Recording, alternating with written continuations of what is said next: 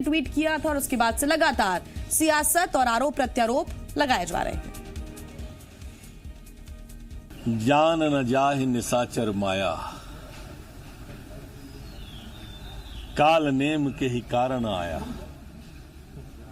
उबरहे अंत न होए निबाहु, काल नेम जिम रावण राहु। क्या राम भक्तों को इतना ना समझ रहे हैं कि एक तरफ सुंदरकांड हो और दूसरी तरफ कांग्रेस का लंका कांड की तरह ढहाने का कांड हो।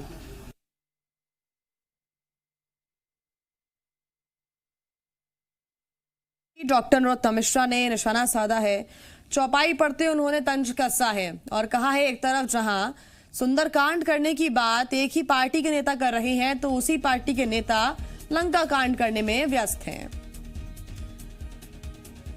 कांग्रेस से भूपेंद्र गुप्ता जी फोन लाइन पर हमारे साथ जुड़ गए हैं। भूपेंद्र गुप्ता जी, स्वागत है आपका जी मध्य प्रदेश छत्तीसगढ़ में।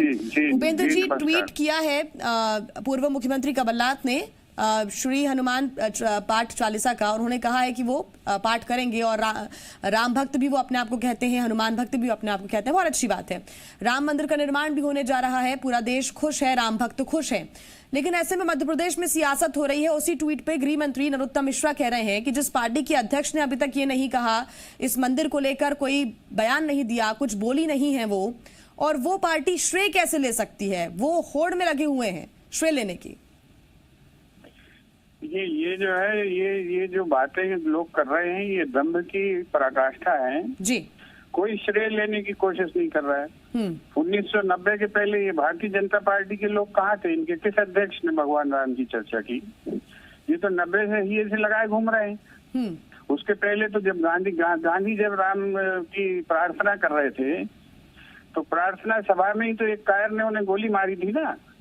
वो तो राम नाम का ही जाप कर रहे थे उस समय।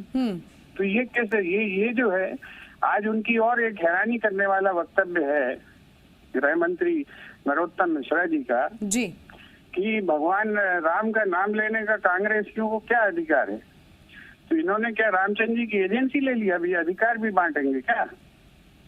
भक्ति और भक्त के बीच में इस तरह की दुर्भावना रखने वाले लोग, शास्त्र में इसको ईश निंदा कहा गया है और ये सारे लोग ईश निंदा के दोषी हैं और इनको जो है इस पर पूरे राष्ट्र से माफी मांगनी चाहिए। ठीक। बीजेपी से राजपाल सिंह सिसोदिया जी हमारे साथ जुड़ गए हैं। सिसोदिया जी, स्वागत है आपका जीएमपीसीजी में। जी नमस्कार, धन्यवाद जी। भूपेंद्र जी की बात आपने सुनी होगी सर, आप जुड़े हुए थे हमारे साथ। और अभी गृह मंत्री कह रहे हैं कि कांग्रेस लगातार राजनीति कर रही है, सिर्फ राजनीति कर रही है। और सिर्फ ये एक राज्य की बात नहीं है, छत्तीसगढ़ से भी कुछ ऐसी ही तस्वीरें सामने आई जब राजीव गांधी का पोस्टर लगा दिया गया, कहा गया कि 1986 में ही पहला शिलान्यास उन्होंने कर दिया था। अब गृह मंत्री नरोत्तम मिश्रा भी यही कह रहे हैं कि जिस पार्टी के अध्यक्ष ने एक वक्तव्य नहीं दिया इस चीज को लेकर, एक शब्द नहीं कहा, वो पार्टी श्रेय ले रही है। श्रेय लेने की होड़ क्यों लग रही है आपको? बीजेपी को क्यों ऐसा लग रहा है कि कांग्रेस श्रेय लेना चाहती है? देखिए, इसको ऐसे समझना पड़ेगा कि भारतीय जनता पार्टी का वैचारिक अनुष्ठान जो है वो सदैव से राम मंदिर निर्माण का अनुष्ठान रहा है।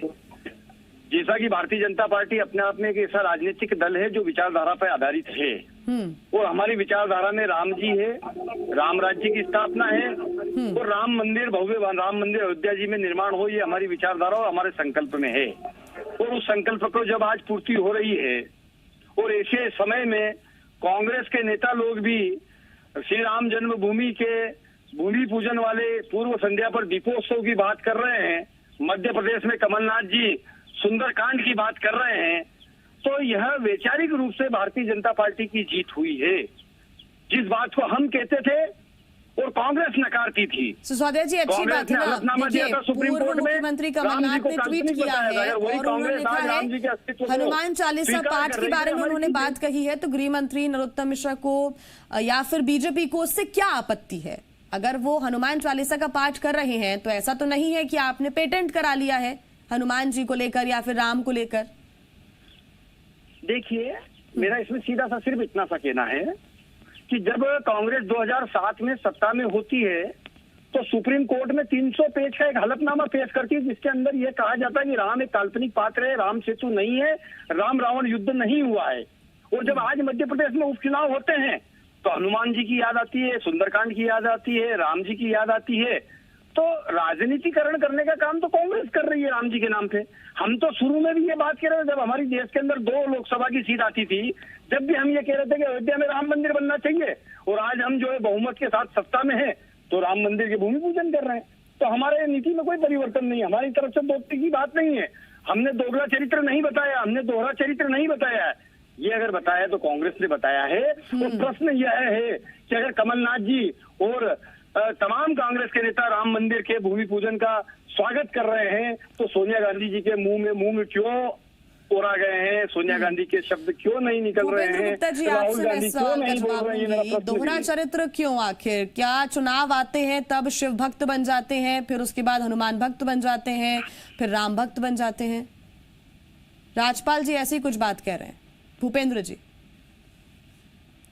चलिए भूपेंद्र जी हमारे साथ फिलहाल नहीं जुड़े हुए हैं, उनसे एक बार फिर जुड़ने की हम कोशिश करेंगे। सिसोदिया जी, आपसे मेरा सवाल रहेगा, इसके पहले एक बार शिव भक्ति भी देखने को मिली है राहुल गांधी जी की, फिर उसके बाद अब हनुमान भक्ति देखने को मिल रही है, और जब से राम मंदिर का निर्माण का ऐलान किया गया है भूमि पूजन को लेकर, तब से राम भक्ति भी देखने को मिल रही है।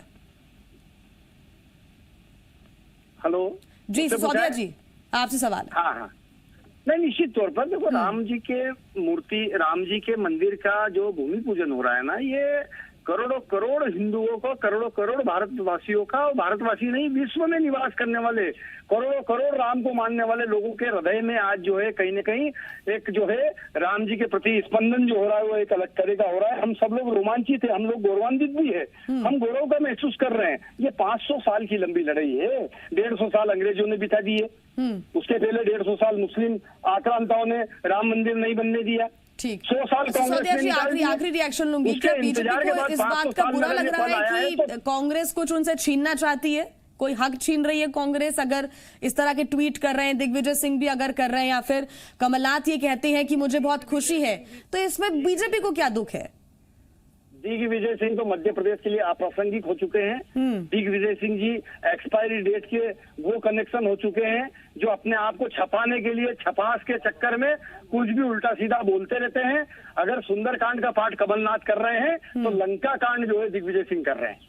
ठीक है सिसोदिया जी, बहुत धन्यवाद आपका हमारे साथ जुड़ने के लिए, बातचीत के लिए।